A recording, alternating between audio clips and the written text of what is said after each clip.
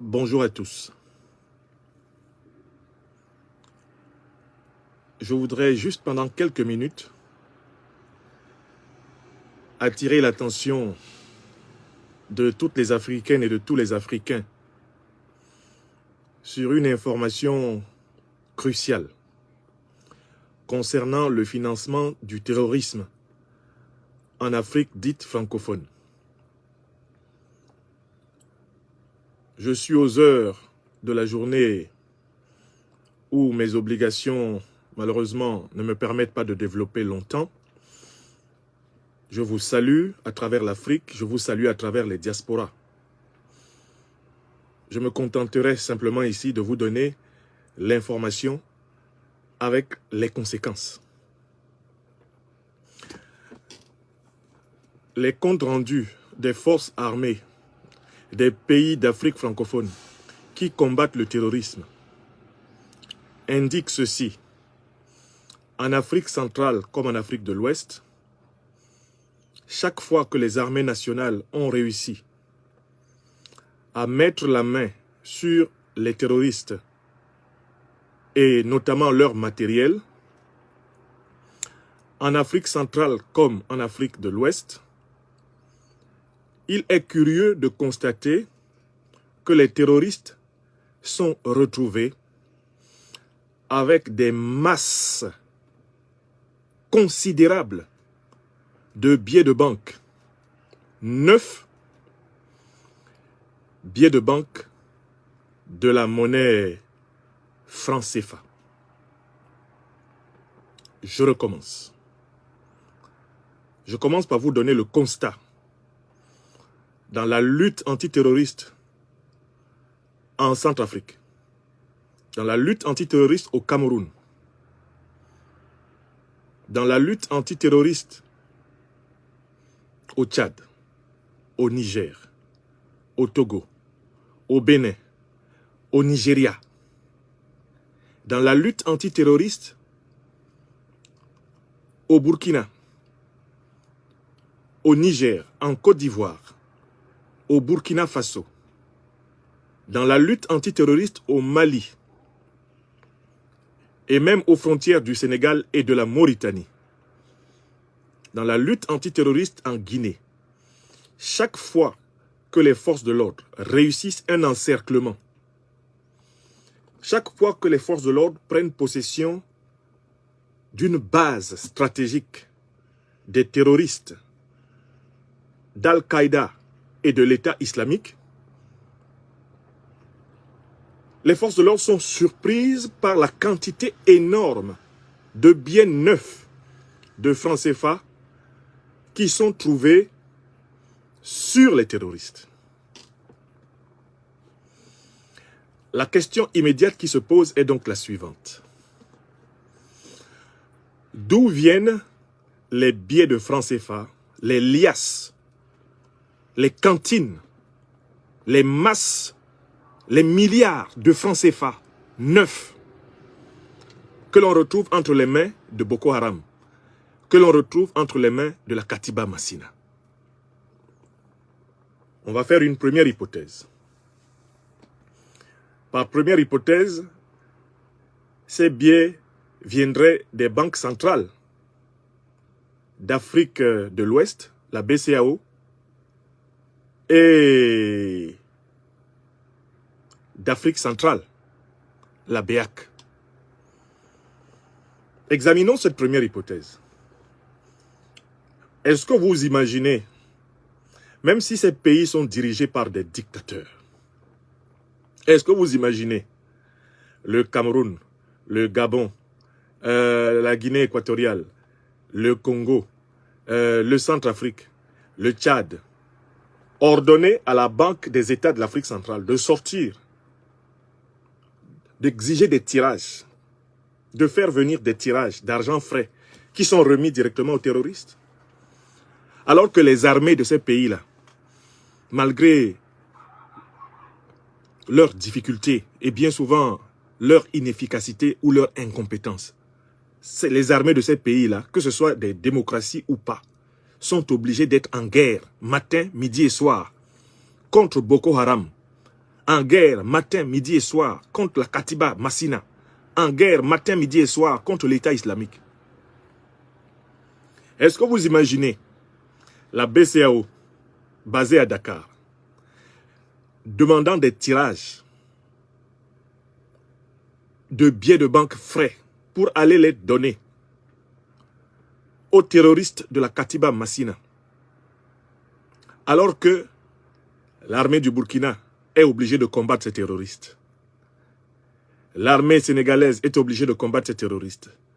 L'armée ivoirienne est obligée de combattre ces terroristes. L'armée togolaise est obligée de combattre ces terroristes. L'armée béninoise est obligée de combattre ces terroristes. L'armée nigérienne est obligée de combattre ces terroristes. Est-ce que vous imaginez cela? Ce n'est pas possible. Ce n'est ensuite pas possible parce que la BCAO, Banque centrale des États de l'Afrique de l'Ouest, ne fabrique pas, ne possède pas la planche à billets du franc CFA. La BCAO ne fabrique pas des billets neufs. Tous les billets neufs qui sont distribués à partir de la Banque centrale des États d'Afrique de l'Ouest ou la Banque des États d'Afrique centrale sont des billets neufs qui sont fabriqués ici, en France, à Chamalières. Aucune des banques centrales d'Afrique francophone, des 14 pays anciennes colonies, anciens territoires sous tutelle française, aucune de ces banques centrales ne possède la planche à billets du franc CFA. D'autant plus que le franc CFA n'est pas une monnaie africaine. C'est une monnaie française. C'est une monnaie créée par la France à la période coloniale et maintenue comme telle pour lever des profits faramineux sur les économies des 14 pays de ce que la France considère jusqu'à ce jour comme sa zone d'influence, presque sa chasse gardée, l'Afrique dite francophone. Alors ce matin, je vous dis, puisque de toute évidence, les biens neufs de CFA qu'on trouve entre les mains des terroristes en Afrique centrale et en Afrique de l'Ouest ne sont pas fabriqués par les banques centrales d'Afrique centrale et d'Afrique de l'Ouest, ces biens neufs ne peuvent avoir qu'une seule provenance. Nous procédons là par un raisonnement logique et mathématique. Puisque la BCAO et la BEAC ne possèdent pas une capacité d'émission et que, même si ce sont des régimes vassaux, ce n'est pas possible que ces régimes-là se permettent de tirer de l'argent pour donner à des bandits que leurs armées affrontent et qui peuvent à tout moment ensanglanter leur capital. Ce n'est pas possible. C'est-à-dire que vraiment, nous détestons souverainement les dictateurs Paul Biya, Bongo, Sassou, Ouattara, Gnassingbé, Déby. Nous les détestons souverainement. Bazoum, Macky Sall. Mais nous ne pouvons pas concevoir, et nous n'avons aucun élément d'information, que cela puisse se permettre de faire des tirages spéciaux de la banque centrale pour donner de l'argent aux terroristes que les armées d'Afrique de l'Ouest et d'Afrique francophone doivent affronter matin, midi et soir. Ce n'est pas possible. S'ils font cela, les militaires peuvent les exécuter froidement, à tout moment. Pour la raison toute simple que les militaires risquent matin, midi et soir leur vie pour combattre Boko Haram. Ils risquent matin, midi et soir leur vie pour combattre Al-Qaïda, pour combattre l'État islamique, pour combattre la Katiba Massina. Vous n'imaginez pas un militaire qui passe son temps à risquer sa vie pour combattre les terroristes et qui apprendrait que le président de la République, les ministres du gouvernement, font tirer de l'argent qu'ils font parvenir aux terroristes avec lesquels l'armée combat matin, midi et soir. Contre lesquels l'armée combat matin, midi et soir. Ce serait trop risqué et donc pour moi absurde d'imaginer que ces dirigeants qui sont pourtant des vassaux, qui sont des dirigeants corrompus, qui sont des dirigeants indignes, illégitimes, illégaux, ennemis de l'Afrique, ils ne peuvent pas eux-mêmes se lever directement et aller financer les terroristes. Mais là où ils sont responsables, là où leur responsabilité est engagée, c'est qu'ils ne veulent pas assumer les conséquences de ce qu'ils savent. Il constate en Afrique centrale et en Afrique de l'Ouest, chaque fois que des opérations, des coups de filet sont menés contre les bases des organisations terroristes d'Al-Qaïda et de l'État islamique, il constate la faramineuse masse de billets de banque neufs en CFA que possèdent ces gens. Et il s'ensuit qu'ils savent très bien que ces billets de banque ne viennent pas des banques centrales d'Afrique centrale ni d'Afrique de l'Ouest et que ces billets de banque ne peuvent émaner que de la seule banque centrale qui possède le pouvoir d'émission, le pouvoir de fabrication de la monnaie. Incapable de tirer toutes les conséquences de cette évidence, si ce ne sont pas nos banques centrales qui ont demandé des tirages spéciaux pour remettre de l'argent aux terroristes, qui leur remet l'argent? Qui leur donne du franc CFA? Pourquoi la Katiba Massina, chaque fois que l'armée malienne, les FAMA, ont mené une opération, est retrouvée avec des masses faramineuses d'argent frais? Pourquoi ont-ils de l'argent frais? Pourquoi payent-ils leurs combattants à 200 000 francs CFA par mois? Ah oui, leurs combattants sont payés plus cher que les militaires, que les soldats de première classe, les petits soldats du rang. Les combattants terroristes sont mieux payés que les militaires des armées nationales d'Afrique francophone. Vous pensez quand même pas que cet argent puisse être tiré du budget officiel de la République française, par exemple? C'est pas possible. On ne peut pas aller prendre cet argent dans l'euro. Il n'y a pas de ligne budgétaire en euros dans le budget officiel de la République française. Il ne peut pas y avoir de ligne budgétaire pour financer ces armées. Ça ne peut pas venir du budget de l'Union européenne. L'Union européenne n'a pas une ligne budgétaire lui permettant de tirer et de fabriquer du CFA. Ça ne peut pas être mis dans le budget de l'Alliance occidentale directement. Les États-Unis n'injectent pas du dollar frais pour payer ces gens. Parce que l'administration américaine serait obligée de rendre compte de ces lignes budgétaires devant le Parlement américain. Tous les pays occidentaux, aucun ne peut officiellement marquer devant les députés une ligne budgétaire permettant de financer des organisations terroristes en Afrique. Il s'ensuit que le seul moyen de financer ces organisations terroristes, le seul moyen de faire que ces organisations terroristes soient en possession de billets de banque efficaces et frais, le seul moyen qu'elles ont, c'est qu'il y ait une puissance qui, elle, a le pouvoir discrétionnaire de fabriquer du franc CFA. Le pouvoir discrétionnaire de fabriquer du franc CFA et d'injecter du franc CFA à l'intérieur de l'espace économique africain.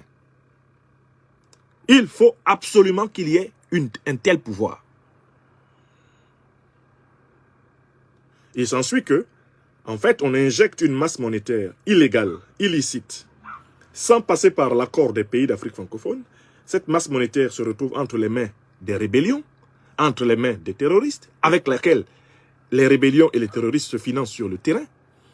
En fait, cette masse monétaire est une dette indirecte, imposée aux peuples africains, imposée aux États africains. C'est une dette indirecte.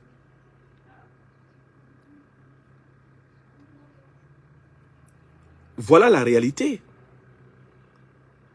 Alors, je conclus en proposant une solution. Quelle est la solution à ce problème-là? La solution la plus radicale à ce problème, c'est que les pays d'Afrique centrale et les pays d'Afrique de l'Ouest se dotent respectivement d'un centre d'émission monétaire propre. Autrement dit, c'est la fin du CFA. Il suffit de mettre fin au franc CFA et il ne sera plus possible qu'une planche à billets mystérieuse dont on peut imaginer qu'elle est basée en France, permettent de fabriquer du CFA de façon illicite et de l'injecter dans le système économique africain. Est-ce que vous comprenez? La véritable solution, c'est précisément de mettre fin à la monnaie néocoloniale du franc CFA.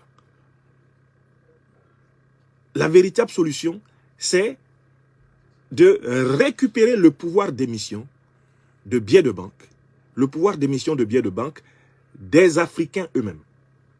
Au minimum, ça veut dire que l'Afrique centrale, entre guillemets, dite francophone, doit avoir sa propre banque centrale, c'est-à-dire son propre centre d'émission, tous les États d'Afrique centrale peuvent financer une société de fabrication professionnelle, compétente, et rigoureuse, et bien de billets de banque, d'une monnaie qui serait la monnaie d'Afrique centrale.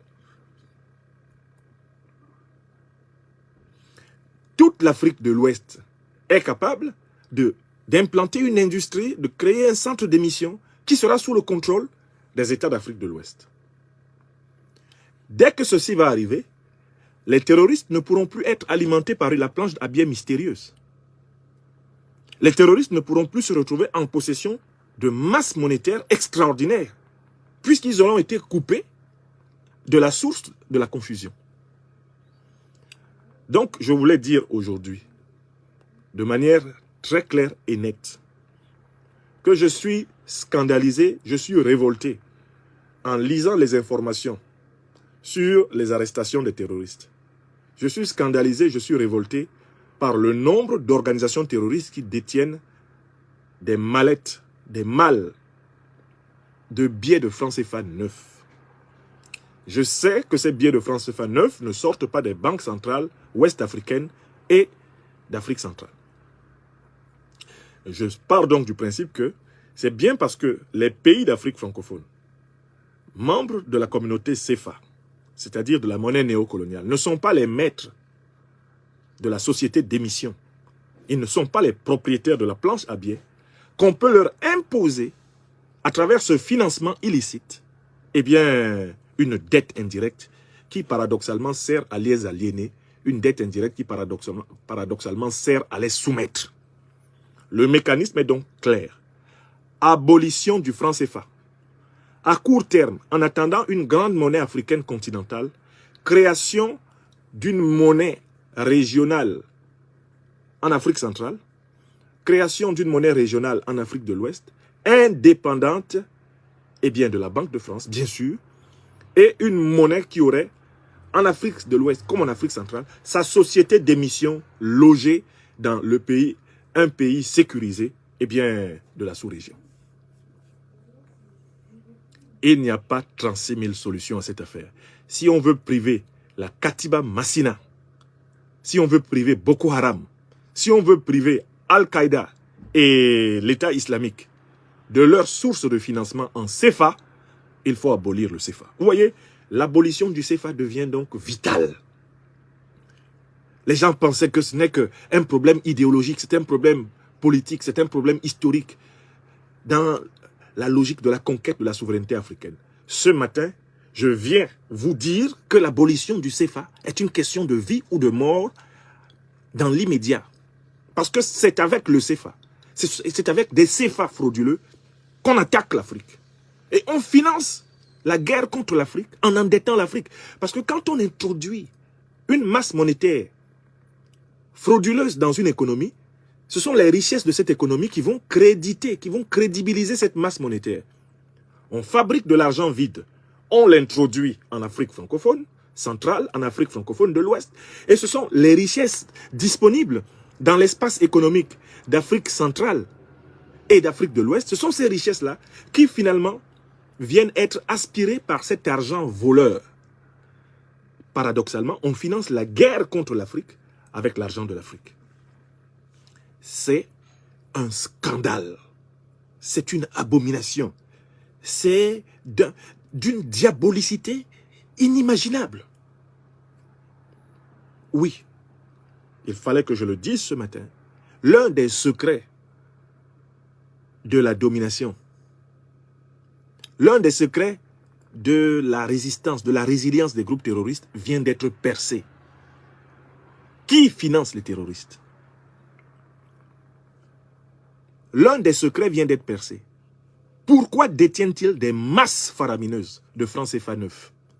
Qui finance les terroristes? Le doigt vient d'être mis dans la plaie.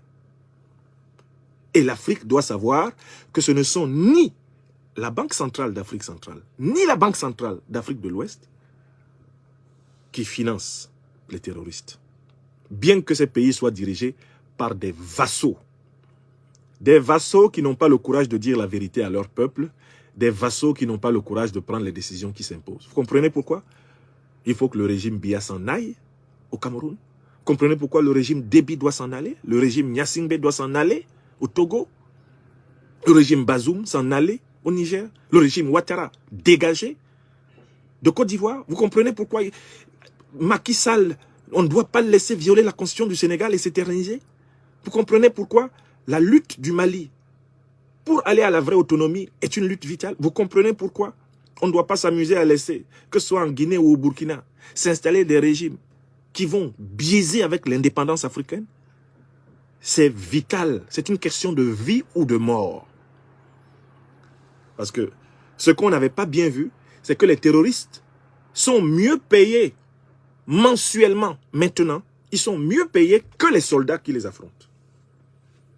Comment ne pas embrigader, comment ne pas recruter facilement parmi la jeunesse illettrée, la jeunesse analphabète, la jeunesse désœuvrée, la jeunesse abandonnée de nos pays africains faillis? Comment ne pas recruter facilement quand les gens se rendent compte que tous les mois, ils vont avoir l'équivalent de 200 000 francs CFA pour faire la guerre? Alors que les soldats de nos armées, les soldats de première classe, les soldats, la piétaille de nos armées, mais si elle atteint 100 000 francs, c'est beaucoup. Si elle atteint 100 000 francs par mois, c'est beaucoup. Le soldat le moins payé chez nous, il tourne autour de 60 000. Vous envoyez quelqu'un qui gagne 60 000 francs CFA par mois combattre quelqu'un qui, lui, est sûr qu'il va avoir 200 000. Vous vous rendez compte de la différence de motivation, même sur le plan économique et matériel? Vous comprenez pourquoi le terrorisme est alléchant? Est-ce que vous comprenez pourquoi le terrorisme est une tentation pour nos jeunes? Parce qu'ils voient les masses de biens que ces gens possèdent. Ils voient les richesses faramineuses que ces gens brassent. Maintenant, nous venons de comprendre comment ça marche. Venons de comprendre comment ça marche. Et nous savons que, eh bien, l'abolition du franc CFA est absolument vitale pour la lutte antiterroriste. Même pour la lutte antiterroriste, l'abolition du franc CFA est une urgence. Donc que nos dirigeants en Afrique centrale, en Afrique de l'Ouest, que nos dirigeants ne se dressent plus jamais devant nous pour défendre le franc CFA. Il faut que les peuples exigent un agenda de sortie immédiate de cette monnaie. Parce que les peuples doivent savoir que c'est avec des masses de billets neufs de la monnaie CFA que Boko Haram, que la Katiba Massina et que tous les groupes terroristes fonctionnent. L'Afrique doit le savoir. C'est vital. Et je ne pouvais pas m'asseoir sur une telle vérité. Je lis les informations le matin. On a arrêté les groupes de la Katiba, on a trouvé telle quantité d'argent. On a arrêté les groupes de Boko Haram, on a trouvé telle quantité d'argent. Et tous les militaires et tous les officiers de terrain et tous les soldats rapportent que c'était bien neuf. Et que c'est toujours à chaque fois impressionnant. Les gens se demandent, comment ils ont eu cet argent-là? Qui leur donne cet argent-là? Et ces billets-là, c'est des numéros équivalents à des billets qui sont déjà valables. C'est des billets indiscernables. Vous ne pouvez même pas les détecter comme des faux billets à la machine. Vous ne pouvez pas. C'est des billets qui rentrent dans la masse monétaire. Et bien sûr, c'est quand même pas Boko Haram qui fabrique cet argent. C'est pas l'État islamique qui fabrique cet argent. Donc une enquête doit être ouverte. Des procès doivent être intentés contre ceux qui introduisent cette masse monétaire illégale, illégitime et criminelle en Afrique centrale, en Afrique de l'Ouest. Magistrats, procureurs de la République des pays d'Afrique francophone, pour une fois, ayez le courage de vous saisir de cette affaire. Ouvrez des procès. Il faut que la justice dans tous les pays d'Afrique francophone, la justice dans tous les pays d'Afrique de l'Ouest documente ce problème du financement du terrorisme. Nous sommes des pionniers. Nous sommes là pour montrer le chemin. Nous sommes là pour éclairer. Mais si toutes les forces de la société civile, de la société politique, de la société économique, si toutes ces forces ne prennent pas le relais, alors ce sera en vain que nous aurons prévenu les uns et les autres. Mes chers amis, je vous souhaite une excellente journée du 29 juin 2022. Portez-vous bien. Que Dieu bénisse l'Afrique. Et que Dieu continue de nous permettre d'éclairer notre continent, d'ouvrir les chemins, d'ouvrir des sentiers sur lesquels très peu ont déjà battu les pas. Et je voudrais saluer ici tous les activistes africains qui, à travers le monde, etc., ont déjà, sur ce sujet-là, communiqué. Je ne suis pas le premier à en parler, en fait. Je ne suis pas le premier. J'ai écouté l'autre jour un élément très intéressant de mon frère Pierre Ndom sur le sujet. Un élément très éclairant. Et je salue le travail de sensibilisation que Pierre Ndom, avec la radio qu'il anime à partir de l'Espagne, fait. Et je vous invite à écouter tous ceux qui connaissent bien ce dossier-là, de la masse monétaire frauduleuse entre les mains des terroristes. Écoutez-les et diffusez. Merci.